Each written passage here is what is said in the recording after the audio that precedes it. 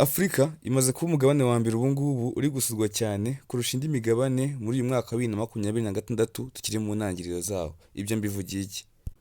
Ubundi byari bimenyerewe yuko umugabane w'Uburayi cyangwa Europe ufite umubare munini w'abawusura cyane ku mwaka kurusha indi migabane yose bitewe n'igihugu cy'Ubufaransa gifite umujyi nka Paris, gifite iminara myiza nka Tour Eiffel ndetse n'amamize atandukanye nka Louvre ndetse n'izindi mize nyinshi. Si Ubufaransa gusa, Ubwongereza ndetse n'ibindi bihugu byinshi byose byatumaga umubare usura uyu mugabane wiyongera. Si Uburayi gusa, harazaho n'umugabane wa Amerika. Uyu mugabane wa Amerika noneho impamvu nyamukuru ni uko uyu mugabane uyu mwaka turimo wa 2026 hagomba kuberamo igikombe cy'isi cy'umupira w'amaguru wa 2026. Ibi ngibi bituma uyu mugabane abawusuraga barikubye kabiri bakiyongera. Gusa nubwo bimeze gutya, ntabwo bigeze barusha abari gusura umugabane wa Afurika muri uyu mwaka tugezemo. Hari impamvu nyinshi cyane ziri kubitera, gusa njyewe nyemerera nkubwire ebyiri zonyine z'ingenzi. Impamvu ya mbere, kuri uyu mugabane mu gihugu cya Maroc duherutse kwitabira igikombe cya Afurika cy'umupira w'amaguru, aho cyatwawe n'ikipe y'igihugu ya Senegal. Ibi ngibi rero byakuruye ba mukerarugendo benshi cyane baza muri iki gihugu gushyigikira ibihugu byabo n'amakipe yabo. Ibi ngibi biri mu bintu byatumye abakerarugendo cyangwa abavuye ku mpande z'isi zitandukanye bakomeza kwiyongera no gusura Afurika. Dore indi mpamvu ya kabiri ikomeye. Impamvu ya kabiri ni umu-influencer w'umunyamerika Darren Watkins Jr. Uyu Darren Watkins Jr. ni umu-influencer wamenyekanye ku mazina ya iShowSpeed. Uyu iShowSpeed rero ufite umubare munini w'abamukurikira ku mbuga nkoranyambaga, aherutse gukora tour muri Afurika mu bihugu bitandukanye. Ibi ngibi rero byatumye abamukurikira batari bakeya babona Afurika nyayo uko isa, uko imeze ndetse n'uko ikora, bitandukanye nk'uko babyumva ngo ni umugabane w'ibishanga n'amashyamba. Uyu nguyu nawe yagize uruhare runini mu gukurura abakerarugendo, ko nyuma y'uko arangije izi tour biragaragara yuko imibare myinshi imukurikira ndetse n'abo bagiye bamubona batamukurikiye cyangwa umufollowinga batangiye nabo kujya basura uyu mugabane wa Afurika mu bihugu bitandukanye yagiye akoramo urugendo, harimo n'igihugu cyacu cy'u Rwanda. Ibyo rero ntabwo ari byo duteranyirije aha ngaha uyu munsi. Icyo duteranyirije aha ngaha uyu munsi, nje kukwereka ibihugu 5 byiza muri Afurika kurusha ibindi ukwiye gusura muri uyu mwaka wa 2026. Wowe uri muri Afurika ndetse kandi nawe uri hanze ya Afurika, iki ni igihe cyiza cyo kureba ibihugu ukazabisura kuko ni ibihugu byiza kandi bifite uburanga kamere bwiza kandi bwinshi, kandi bifite n'imico myiza ikwiye kwigirwaho n'abandi ndetse tukayikora n'urugendo shuri. Reba iyi video ugeze ku musozo kugira ngo nawe ubashe kwirebera ibyo bihugu byiza ni ibihe kandi buri gihugu gihariye iki ku kindi. Iyi nk'ibisanzwe rero ndi Garius, aha naho ni kuri Dual TV. Ibuka gukanda subscribe, like, share na comment kugira ngo izindi nkuru nziza zigufitiye akamaro zitazajya zigucika. Rero munyemerere turebe ibyo bihugu 5 byiza ukwiye gusura uyu mwaka wa 2026, umbabare ntuzacikwe utabisuye n'uba ufite amahirwe yo gusura. Turahera ku mwanya wa 5 tumanuka kugeza ku mwanya wa mbere. Tudatinze ku mwanya wa 5 rero turasaga igihugu cyacu cyiza cy'u Rwanda. Iki gihugu cy'u Rwanda byabibabaje kuba nawe uri umuturarwanda ugituye ariko ukaba utagisobanukiwe, ugasanga umunyamahanga cyangwa uvuye hanze atangiye kukimenya no kugisobanukirwa mbere yawe kandi warakivukiyemo. Iki gihugu cy'u Rwanda ni igihugu cyiza cyane. Mbere na mbere, iki gihugu gifite uburanga kamere bwiza utasanga ahandi ku isi. Aho ngaho twavuga nka pariki y'ibirunga n'ingagi zo mu misozi. Izi ngagi rero nta handi uzazibona ku isi usibye aha ngaha mu Rwanda. Wenda hari izo uzabona muri Congo ariko ni nkeya ugereranyije n'izo mu Rwanda. Impamvu ni uko aha ngaha ariho zisigaye honyine kuri iyi si. Ikindi kandi iki gihugu gikungahaye ku isuku n'umutekano biri ku rwego rwa mbere muri Afurika kurusha ibindi bihugu byose. Rero reka nkwereke ibyiza by'iki gihugu uzifuza kureba umunsi wagisuye cyangwa umunsi wagikoreyemo urugendo shuri. Ku mwanya wa mbere nk'uko nabivuze nyine uzasanga pariki y'ibirunga n'ingagi zo mu misozi.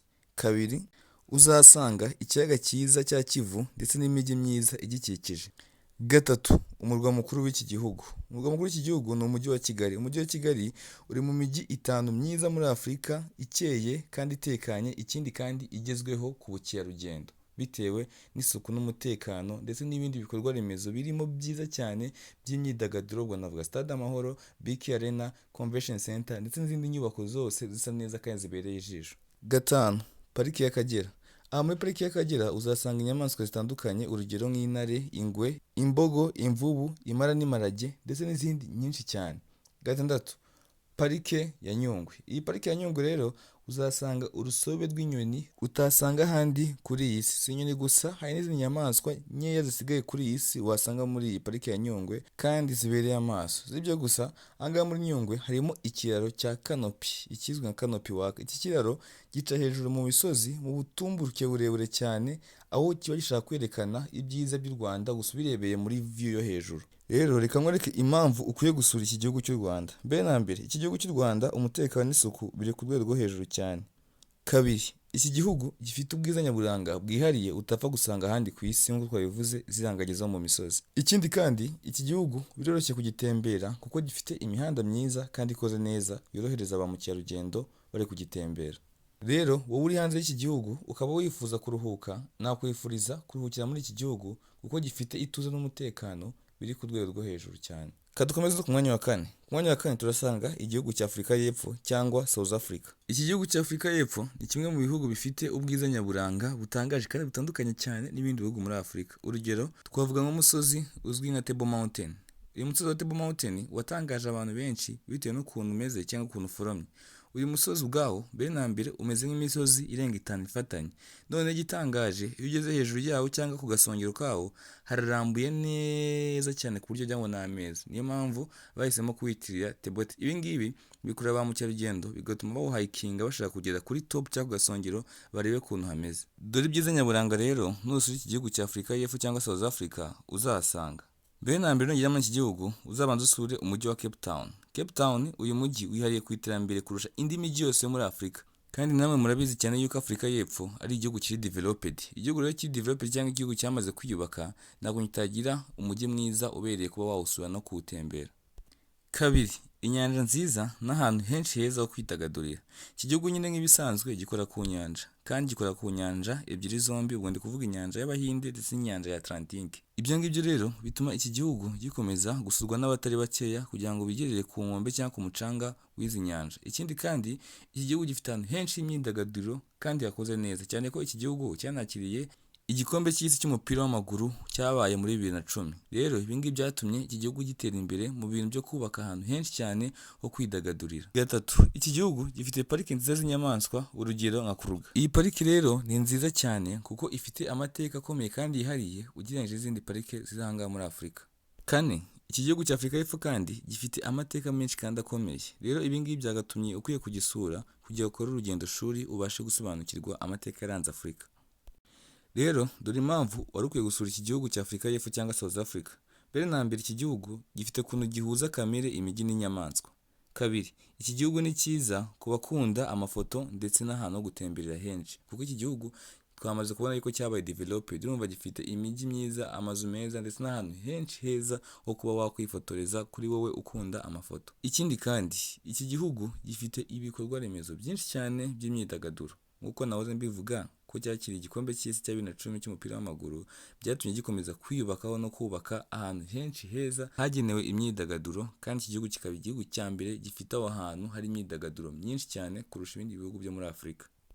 Kadukomereze no ku mwanya wa gatatu. Ku mwanya wa gatatu turasanga igihugu cya Kenya. Ubundi Kenya nicyo gihugu cya mbere aha muri Afurika gifite umubare munini w'inyamaswa z'agasozi. Ubwo rero ku bakunzi b'abantu bakunda gusura amaparike aha ngaha Kenya irabafite. Ikindi kandi Kenya ifite amoko menshi y'abaturage bayo batandukanye kandi bafite n'imico itandukanye. Ibi ngibi nabyo rero biba byiza mu kureba ba mukerarugendo kugira ngo bamenye imico yabo. Urugero nga twavuga nk'ubwoko bw'Abakalenjin. Abakalenjin aba ngaba rero nibo baturukamo Abamasayi bamaze kumenyekana cyane cyane aha ngaha mu bihugu byo muri Afurika y'Iburasirazuba. Rero reka nkwereke ibintu byiza nusura iki gihugu cyo muri Kenya utazacikwa kubona. Mbere na mbere nugera ngaha muri Kenya uzasure parike ya Masai Mara. Iyi parike niyo ya mbere icumbikiye inyamaswa nyinshi z'agasozi kurusha izindi ziri kuri uyu mugabane wa Afurika. Rero urahita wumva ko gusura iyi parike ari byiza cyane kuko nimba ukunda kureba inyamaswa nyinshi kandi zitandukanye, aha ngaha uzazibona mu buryo bworoshye kandi bukwegereye kuko aba ari nyinshi cyane nyine nk'uko twahoze tubivuga. Ikindi kandi nugera ngaha muri iki gihugu cya Kenya uzasure inyanja ya Diana ndetse kandi usure n'inyanja y'Ubuhinde, kuko izi nyanja zifite view nziza ku musenyi ndetse kandi zifite n'uburyo bwiza bw'imitemberere yo mu mato bituma ukomeza kuruhuka neza wirebera ibyiza bitatse Afurika. Ikindi kandi Kenya ifite imisozi myiza ndetse n'ibiyaga byinshi cyane. Rero dore impamvu ukwiye gusura iki gihugu cya Kenya. Mbere na mbere iki gihugu cya Kenya gifite ubukerarugendo bw'inyamaswa bwiza kandi buri hejuru kurusha ibindi bihugu byo muri Afurika, kuko nk'uko nahoze mbivuga iyi Kenya niyo ifite inyamaswa nyinshi z'agasozi. Rero iyi ngiyi ikahita ibigira safari ya mbere ku isi usibye n'aha muri Afurika, ku isi hose. Ikindi cya kabiri, Kenya ifite ikirere cyiza. Buriya Kenya abantu batuye mu mijyi yayo nka Nairobi bakunze kuvuga yuko hashyuha ariko ntabwo hashyuha cyane kuko Kenya nanone yegereye inyanja.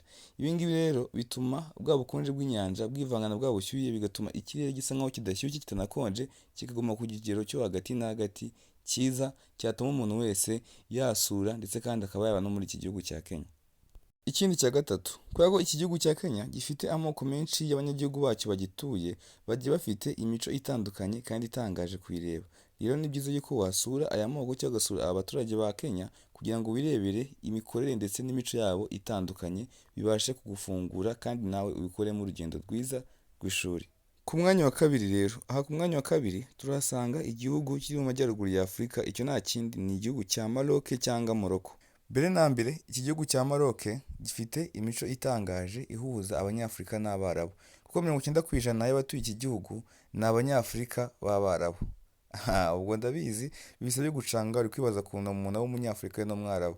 Mbere na mbere mu majyaruguru ya Sahara cyangwa hejuru y'ubutayu bwa Sahara, ibihugu byose biriyo bigizwe n'Abarabu. Nyine ni Abarabu, ni Abanyafurika bari ku mugabane wa Afurika ariko ni Abarabu. Ubwo aho ngaho iki nicyo nabasha gusobanurira kugira ngo tugendane neza. Ikindi kandi nk'uko yatangiye mbivuga, iki gihugu cya Maroc giherutse kwakira igikombe cya Afurika cy'umupira w'amaguru. Ibi rero byatumye umubare munini w'abakerarugendo uza muri iki gihugu kwirebera iyi mikino no gushyigikira amakipe y'ibihugu byabo. Reka rero nkwereke ibintu byiza uzasanga muri iki gihugu cya Maroc umunsi wagisuye cyangwa wagitembeye.